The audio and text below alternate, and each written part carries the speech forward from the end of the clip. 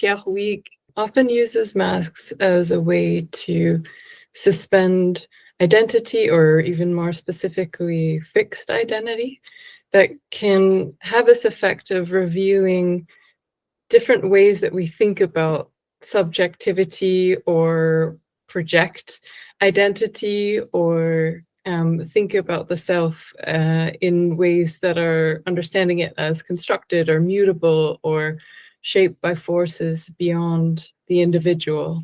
And I think it's really interesting in Liminals that we have of this figure who is faceless, that has a void running through their head.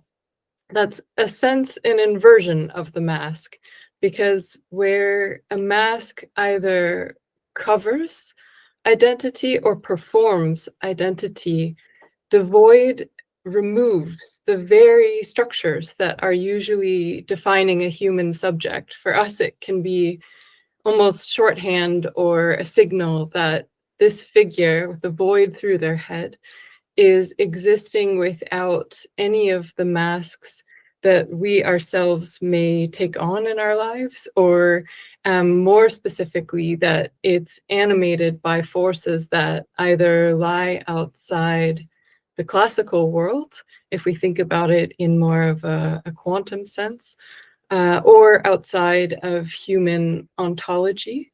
This would be the ways that we have categories or structures that we as humans use to organize our experience of the world. And his works always want to take us outside of that. So voids are really, really interesting because they're spaces where matter and meaning and perception become unsettled. It's as if the reality as we know it thins in some way, or the stable forms somehow dissolve and different possibilities emerge. So for me, I think it's really interesting that it's a void, and we shouldn't think of this void as a lack. It's really more of a generative opening. Physically, we can say this figure is not hollow. In the film, we see that they're incredibly powerful. The void within them has these intense interactions with other forces that are part of the environment, and they're very much part of that. It's all, you see that it's all one. And conceptually, I'd say that the void is this space where other possibilities and other realities and other forms of beings can either pass through or dwell. And it's interesting because Pierre Huyghe says the figure, this figure that we see emerging in the film, is a manifestation or an actualization of these other possibilities. You'll see light hitting different features of the architecture in the Halle and Berghain. And as you move through the space and turn around, you'll see its source, this aperture, this circular beam of bright white light that may look like a full moon, or it may look like bright daylight shining through. And we think of it as this mirror of the darker voids that you see throughout the film, but also a mirror and an inversion of it. But I think that it, similarly to the voids in the film, it serves to collapse the distinctions that we make between inside and outside.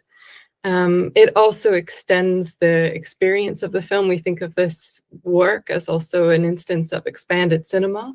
And you have the rhythms, the vibrations in the film also extending to the pulsations of this light in certain moments in the choreography of the exhibition experience.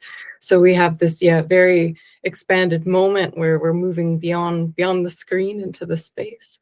And I'd say it's also part of Pierre Huyghe's site-specific response to the space, because where it hits in the space are these funnels that are part of the architecture and part of the history of the Halle as a power plant.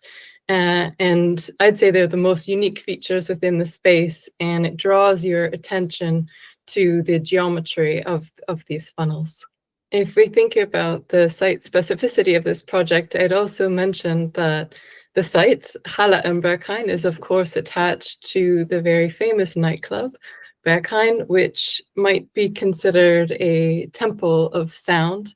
And it's really exciting that with this work, Liminals, Pierre Huyghe has given a very significant role to sound and vibration. When you come in, the sonic experience is very dense, very enveloping. It's made with many, many layers of sound and a broad range of frequencies, and it might very well be felt as much as it's heard.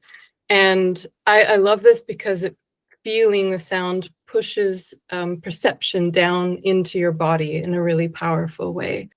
Within Pierre Huyghe's larger practice, this project really marks a deepening of his worlding with sound and how we think about how sound can create atmosphere and even senses of gravity. It becomes almost like an elemental condition and really comes to shape how we feel reality and how it might in this world and how that might be perceived and imagined.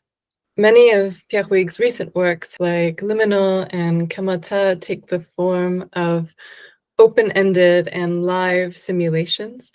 And it's really interesting with Liminals that he's taken a highly cinematic approach. It's almost an epic in some ways, though, of course, very restrained. And it's been really conceived from the very beginning as a film that has certain points of transformation. You have this character and narrative arc that you really need to try and follow through the work, though it is cyclical and intentionally cyclical. So we're also doing away with the linear narrative of cinema and challenging so many of its conventions as well. For the space of the exhibition, you'll notice it's quite dark, and it will take some time for your body to adjust to the darkness of the space, which is very much part of the experience of the work. And when you come to the film, the images themselves are often very dark. There's specific moments in the film itself, on top of being dark, where Pierre Huyghe has selected images or camera angles that make objects or forms really quite difficult to discern. And you get this, on one sense, you might think of the sense of boundlessness, and you might also think of darkness as providing this condition of indistinguishability, where you can't quite resolve or settle what a form is or what it means. I think that's really the significance of darkness or obscurity in some way. And it's really interesting because if you think about what fear of the dark is, it's often understood as a fear that stems from not knowing where the self ends and where the environment begins, which is an important part and thematic of the film, this kind of sense of the distinctions that we hold dissolving and falling away.